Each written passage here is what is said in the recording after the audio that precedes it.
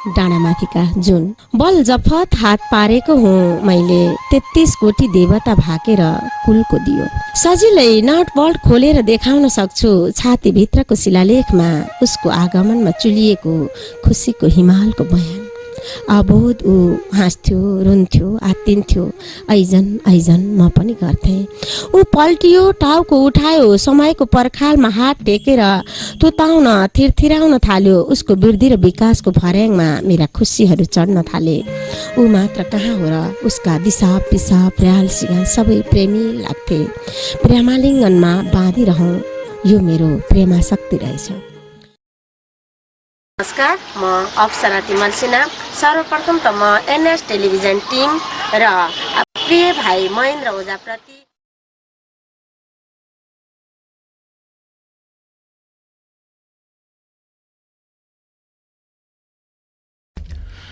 परिचय। जीवनमा अनेकौं आरोह अवरोह आउँछन्, अनेकौं दुःखहरूलाई भोग्नुपर्छ, अनेकौं सुखको अनुभूतिमा रमाउनुपर्छ। जीवन चक्र हो, घुमिरहन्छ। विभिन्न स्वरूपहरू धारण गर्दै जीवन चलिरहन्छ र जीवनको अन्त्य एक दिन सत्य हुन्छ। सत्य आफैमा सत्य हो, सत्यलाई कसैले पनि रोक्न सक्दैन। जन्मनु र मर्नु बीचको जति बाँचेको जीवन हुन्छ त्यो चाहिँ रङ्गमञ्च भएर अभिनय गरिरहन्छ। यही रङ्गमञ्चमा अभिनय गर्दा गर्दै जीवनको अभिनय सकिन्छ। जन्मनु जीवनको उज्यालो पक्ष हो। त्यही पक्षलाई आत्मसात गर्दै विक्रम सम्वत 2032 कार्तिक 27 गते ओखलढुङ्गामा आमा जसोदा तिमसिना र बुबा गजाधर तिमसिनाको एकमात्रै छोरीको रूपमा धनकुमारी तिमसिना जन्म भयो। त्यहीँको माटो, खोला, पाखा, पखेरा डुल्दै डुल्दै उहाँको बाल्यकाल त्यतै बित्यो। छोरीले पढ्न नपाउने अथवा पढ्यो भने समाज र बाआमाको इज्जत जाने बेलामा पनि समाजको त्यो परिधिलाई नागेर उहाँले 2051 सालमा एसएलसी पास गरेर पढ्ने कामलाई निरन्तरता दिनुभयो र अझै पढ्ने उत्साहलाई थप बलियो बनाउनका लागि हेटौँडा प्रवेश गर्नुभयो। हेटौँडा क्याम्पसबाट कक्षा 11 देखि M.Ed सम्मको अध्ययन गर्नुभएकी धनकुमारी तिमसिनाले आफैले रोजेको नाम थियो अप्सरा तिमसिना। 2052 सालदेखि श्री बालउज्जवल मावि लेभटमा अध्यापन संलग्न हुँदै आउनुभयो र एक असल शिक्षिकाको रूपमा धेरै पटक पुरस्कृत पनि हुनुभयो। उहाँ विद्यालयमा शिक्षक होइन, अभिभावक बनेर आफ्नो विद्यार्थीको साथी बनिरहनुभयो र जीवनको अन्तिमसम्म पनि उहाँले त्यही विद्यालयमा पढाउनुभयो। 50 को दशकमा साहित्य क्षेत्रमा प्रवेश गर्नुभएकी अप्सरा तिमसिनाले 2060 सालमा वैवाहिक जीवनमा प्रवेश गर्नुभयो। एक छोरा र एक छोरीलाई जन्म दिनुभयो। स्याउ मिठो, केरा मिठो, आमा भन्नुहुन्छ अनार झनै मिठो। सानैदेखि सिक्दै आएको पाठ, आमा धरती र बाबा आकाश हुनु भन्दै गर्दा मबाट मेरो धरती भासिएको छ कतै शून्यतामा। म त किनारमा उभिएको मान्छे, अझै नदी पार गर्न बाँकी छ। चिन्ता नगर आमा, तिम्री छोरी निदाएका गोडा र गोज्याङ्गेका हड्डी लिएर बस्नेहरूमा पर्दिन, बरु तय गर्छ एउटा नयाँ युद्ध। अप्सराले घर परिवार बालबच्चाको उल्झनलाई सम्हाल्दै आफ्नो जागिरी जीवन र आमाको भूमिका, एक असल बुहारी र कर्तव्यनिष्ठ श्रीमती बनेर गृहस्थी जीवन कुशलतापूर्वक आफ्नो भूमिका निर्वाह गर्न पछि पर्नु भएन। लगभग 10 वर्ष साहित्यको क्षेत्रबाट ओझेल परेको देखिए तापनि विभिन्न भूमिकामा भित्री रूपमा उहाँले साहित्यका पुस्तकहरू पढिरहने र लेख्ने कामलाई निरन्तरता दिन भने छाड्नु भएन। त्यसैले पनि 60 को दशकबाट विभिन्न सामाजिक तथा साहित्यिक सङ्घ संस्थामा सक्रिय रूपमा सहभागी भई सेवा गरिरहनुभयो र विक्रम सम्वत 2069 सालमा नारी साहित्यकारहरूको साझा संस्था आँचल साहित्य कला पुञ्जको स्थापना गर्न विशेष भूमिका निर्वाह गर्नुभई संस्थापक उपाध्यक्ष बन्नुभयो र पछि 2 कार्यकाल अध्यक्ष भई आफ्नो भूमिका महत्वपूर्ण रूपले निर्वाह गर्नुभयो। मकवानपुर जिल्लाकै पुरानो तथा प्रतिष्ठित साहित्यिक संस्था साहित्य संगम मकवानपुरलाई आफ्नो साहित्यिक पाठशाला मान्ने अप्सराले सोही संस्थामा सदस्यदेखि उपाध्यक्ष भएर कार्य गर्नुभयो। सिस्नुपानी नेपाल मकवानपुरको कोषाध्यक्ष, भीम विराग संगीत साहित्य कला प्रतिष्ठानको कोषाध्यक्ष, मातृभूमिको आजीवन सदस्य, प्रलेस मकवानपुरको साधारण सदस्य रहेर जहाँ जहाँ उहाँले अग्रस्थानमा काम गर्न पाउनुभयो त्यहाँ आफ्नो कुशलताको उदाहरण पस्किनुभयो। किनाराका आवाजहरू 2067, अभ्यन्तर कथा संग्रह 2076 प्रकाशन गरिसक्नुभएकी अप्सरा तिमसिनाले अर्को कविता संग्रह र उपन्यासमा पनि आफ्नो उपस्थिति जनाउन अग्रसर भएको पाइन्छ। उहाँको भान्से कविता सबैभन्दा बढी मन पराइएको कविता हो। भान्सेका 6वटा सिरिजहरू लेखिसक्नु भएको छ भने उहाँका अन्य कविताहरूको पनि नेपाली साहित्यमा उल्लेखनीय भूमिका रहेको छ। मेरो कविताको शीर्षक म त भान्से। मलाई भान्सा मनपर्छ। डाडो समाउँछु, पन्यु समाउँछु, भान्सामै रमाउँछु, म त भान्से। मेरो भान्साले मलाई मन पराउँछ, म उसलाई प्रणय पुत्तली ठान्छु। लाग्छ हामी बीच वासपक्का मन्जुलताले बेसरी जेलिएको प्रगाढ प्रेम सम्बन्ध छ।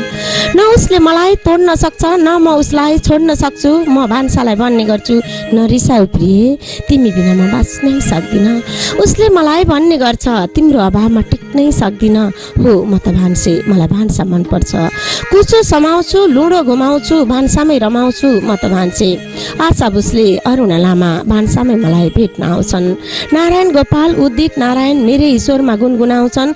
यही भान्साको भर्याङ हुँदै पासाङले शिखर चुमिन, यही भान्साको परागले पारिजात मगमगाइन्। सुरनारी नाइटिङ्गेलले टुकी सल्काई छलछल पारिन्। र त म गर्भसाथ भन्छु, म त भान्से। चम्चा उठाउँछु, फिर्के घुमाउँछु, भान्सामै रमाउँछु, म त भान्से। कहिलेकाहीँ म उहाँलाई भन्ने गर्छु, मलाई भान्सामै ब्युटिफुल गर्नुहोस्। मलाई कुनै सुर्ता छैन, दिक्क हैरानी लाग्दैन, किनकि यो त मेरो काम हो, भगवानकै वरदान हो, यही त मेरो पहिचान हो। नुन भुटुन र मसलाको समागम गराउँदै नावल र दमयन्ती हरदम पुकार्छु। पानीको चास्नीमा औँला डुबाउँदै मिठासमा परिवारको खुसी थुपार्छु। साँच्चै म त भान्सामै रमाउँछु। दुध जमेको ठेकीमा मदानी घुमाउँछु, नौनीको ढिक्का अरूलाई थमाउँछु, म त भान्सामै रमाउँछु। मलाई मासिक केही दिन छुट्टी मिल्छ, भान्साको ड्युटी उहाँलाई जान्छ। किन उहाँ र भान्साको ग्रह गोचर नै मिल्दैन। आगो झिल्किन्छ, छोइदिन्छ, पानी रिसाउँछ, छचल्किन्छ, खुर्सानीको रागले खै बनाउँछ, चुलेसी झन्केर चोर दिन्छ। बिचरा उहाँलाई 3 दिनमै ज्वरो, ब्लड प्रेसर हाई, 4थो दिनमा तालचा बुझाउँदै भन्नुहुन्छ, जाऊ प्रिय, तिम्रो भान्सा मसँग रिसायो, आफै सम्हाल। गर्भ जान्छु, पोतो समाउँछु, पोतेरीमा डुबाउँछु, त्यही भान्सा टल्काउँछु, म त भान्से। भान्साकै स्वाई र ज्वाइँले मेरो छोरालाई अक्षर सिकायो, विज्ञानको प्रयोगशाला पठायो। मेरा स्नातकोत्तरहरूलाई भान्साले कतिको तारेको छ। अब मेरा हरेक शुभ कार्यको उपक्रम भान्साबाटै, किनकि भान्सामै सफलताको सुगन्ध छ, मानसको ऊर्जा छ, स्वस्थ जीवनको जीवन्तता छ। त्यसैले म त भान्से, मलाई भान्सा मनपर्छ। चुलेसीको चोटमा नुन लगाउँछु, चहर्याएका औँला चुकमा डुबाउँछु, तब पो फड्किन्छन् जिब्राहरू टक टक। चटनीमा जब औँला डुबाउँछु, आहा, म त भान्सामै रमाउँछु।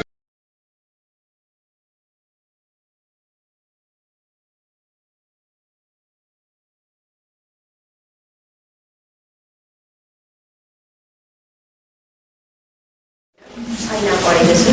यो सन्दर्भभन्दा पनि मलाई अहिले भर्खर एकछिन अगाडि लेखक भन्नुभएको थियो, यो बलात्कारसँगको सन्दर्भ चुन्नुभएको थियो। त्यहाँ जुन पुरुषहरू लौटीमा मात्र हुन्छन्, उहाँहरू कहिले पनि बलात्कार गर्न उनीहरूले त्यसरी उद्दत भएर जानुहुन्न, उहाँहरूले कहिले पनि त्यस्तो गरेको घटना छैन भन्नुभयो।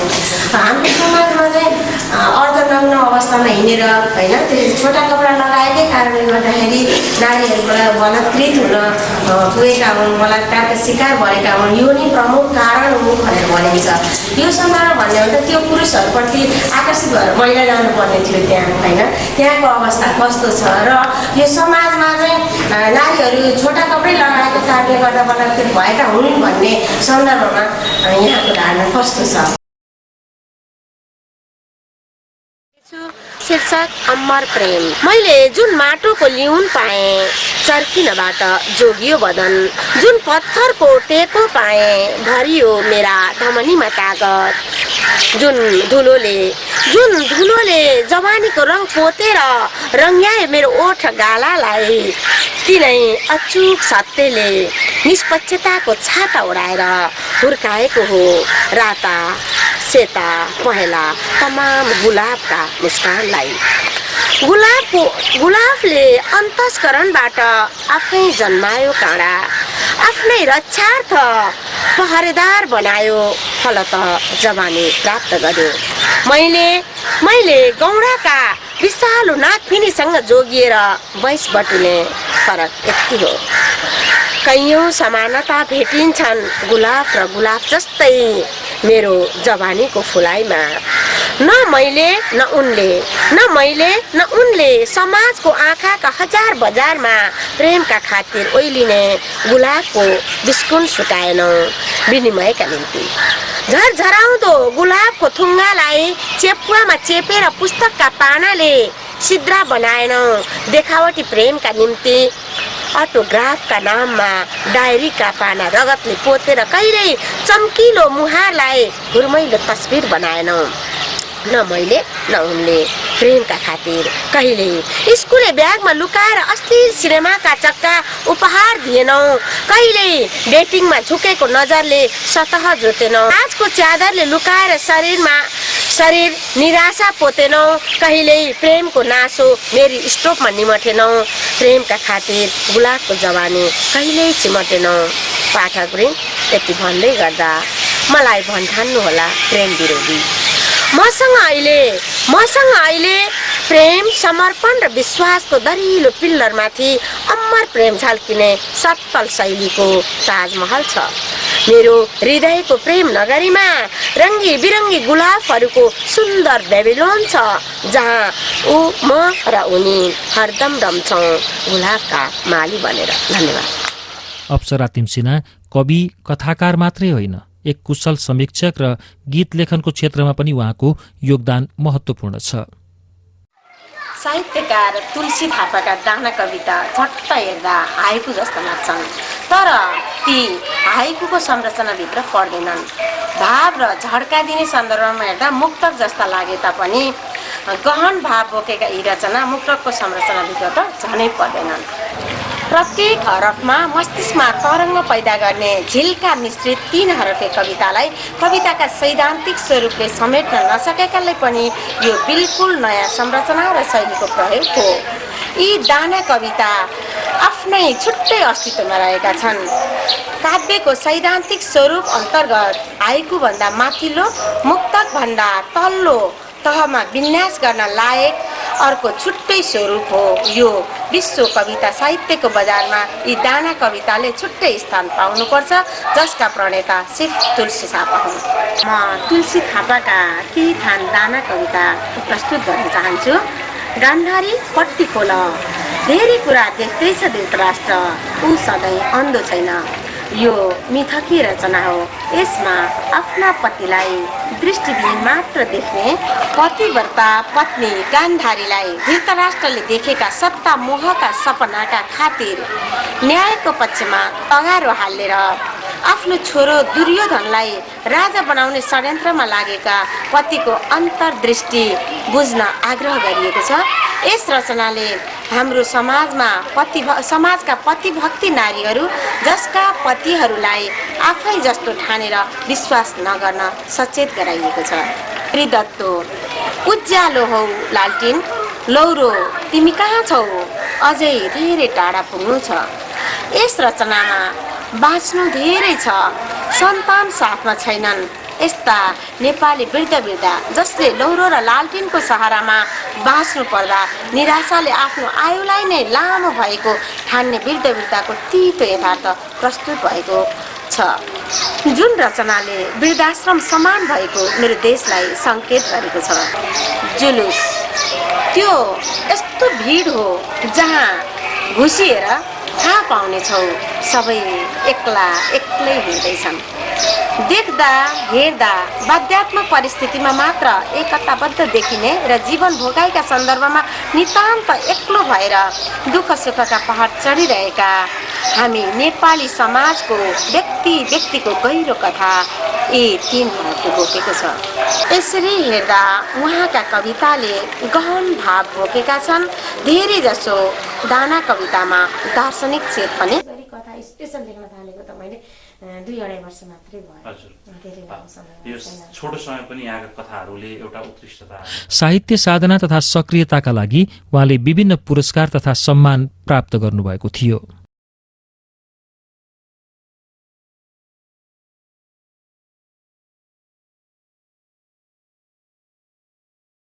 जिजीबिसा एक दिन भोकको सानो छिल्को मेरो पेटको चोकमा झुल्कियो।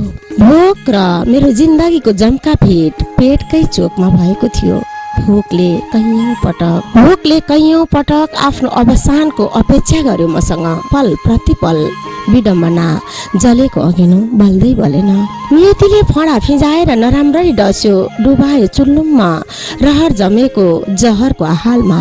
यस्तो सुअवसर पाएरै मेरो भोक निर्भय हुर्कियो।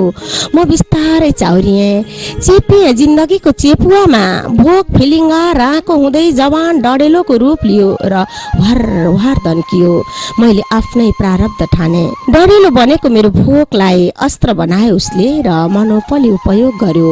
वित्यास लाग्छ मलाई आफैले हत्या गर्न नसकेर मौलाएको भोकको विलासिता देखेर। आजकल मेरो भोक र उसको 5 तारे एकाकार भएका छन्, मितेरी लगाएका छन्। भोककै कारण म पातलिएँ, ऊ बाक्लियो। म फाटेँ, ऊ नूतन बन्यो। म पग्लेँ, ऊ जम्यो। म तल झरेँ, ऊ माथि चढ्यो। म दाँदे बनेर चुनिएँ, ऊ दुबो बनेर मौलायो।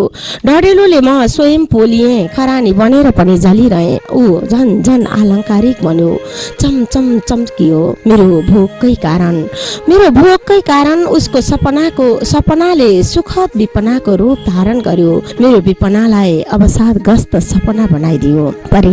परिणति उसले मेरो भोकबाट के बनाएको छ आजकल। वैभवको हिमाल, प्रिय छोड्नै नसक्ने कुर्सी, महँगा वस्त्र, अनमोल मणि, गगनचुम्बी महल के बनाएको छ। साँच्ची अहिले मेरो भोक त उसको जिजीबिसा बनेको छ। संसारमा हरेक मानिसका आफ्नै विशेषता तथा स्वभाव हुन्छन्।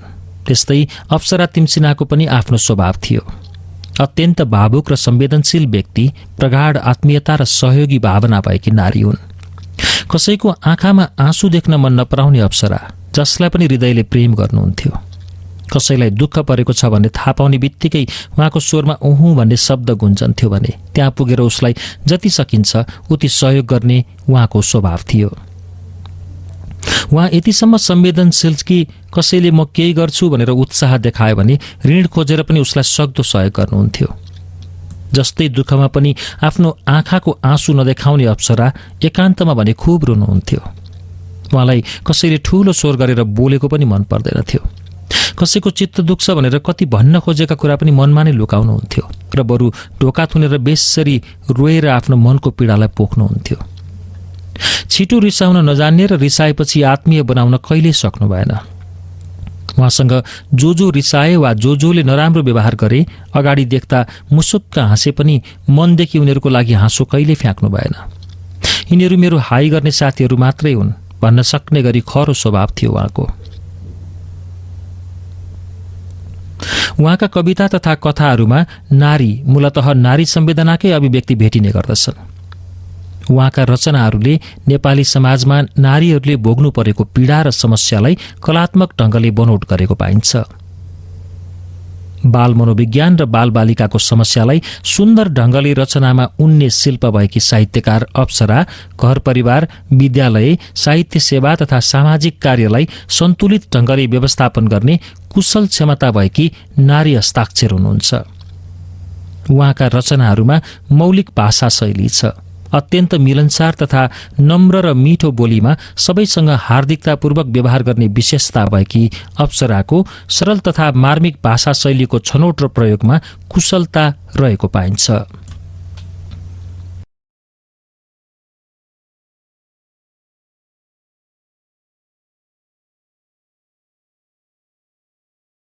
यो कथा बाहिरका कुराहरू पढेपछि एक दुई लाइनमा एउटा लाइनमा गएर मेरो ध्यान रोकियो।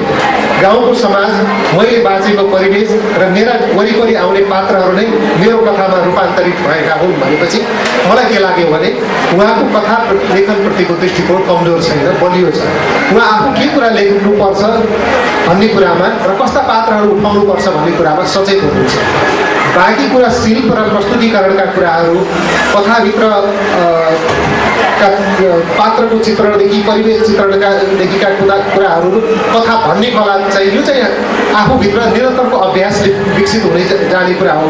तर जब व्यक्ति लेखक आफ्नो लेखनप्रति सचेत छ, आफूले उठाउने विषयप्रति सचेत छ भनेपछि उसले आधा लडाइँ जितिसकेको हुन्छ भन्ने मलाई लाग्छ। त्यस अर्थमा पनि मलाई यो कथा सङ्ग्रह चाहिँ एउटा आशा लाग्दो विश्वास, जसको लेखनमा विश्वास गर्न सकिन्छ, जसको आगामी लेखनमा विश्वास गर्न सकिन्छ, त्यस्तो कथाकार भएर उहाँ नेपाली साहित्य आकाशमा आउनुभएको छ भन्ने मलाई लागेको छ। प्याराग्राफ पढिसकेपछि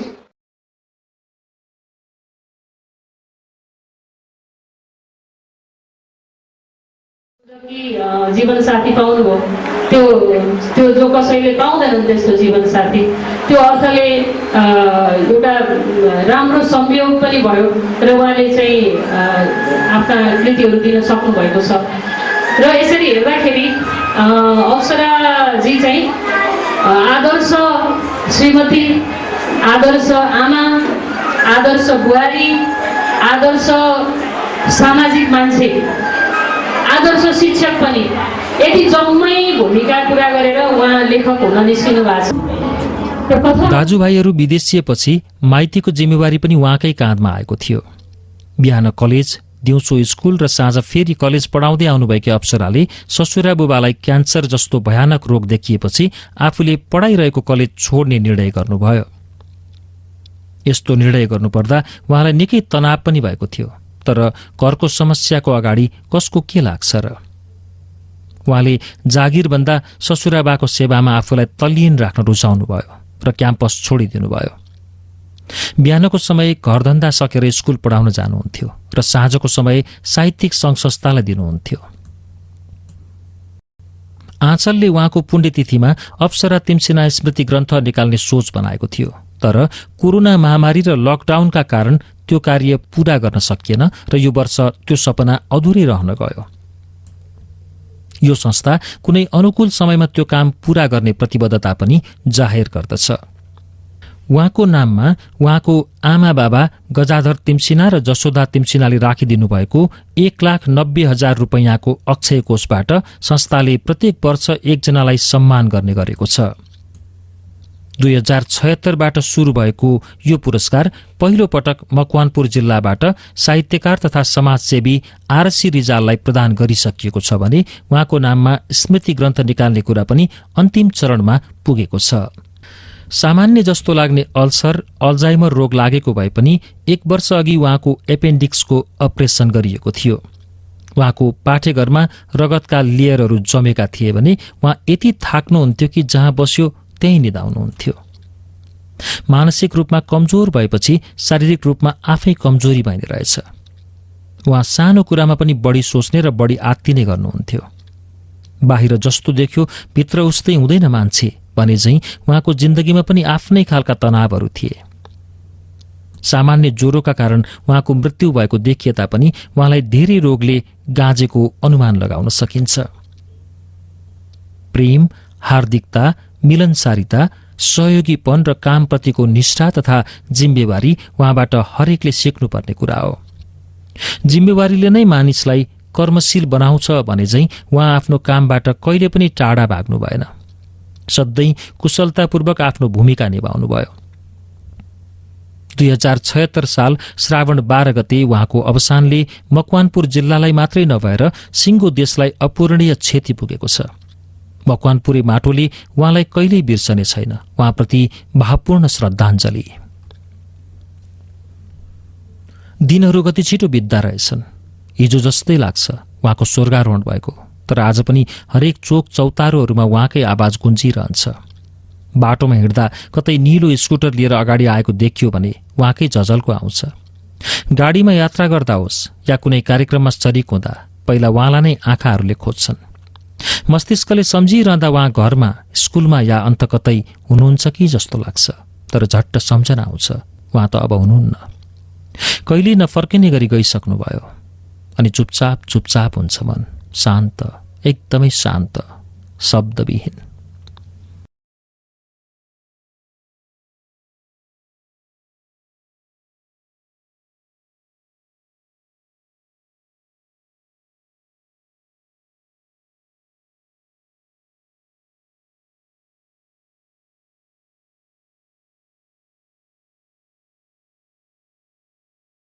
हार्दिक नमस्कार।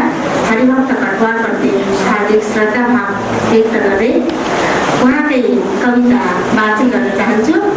कविताको शीर्षक मन त फलाङ्गै भए असल हुन्छ। मन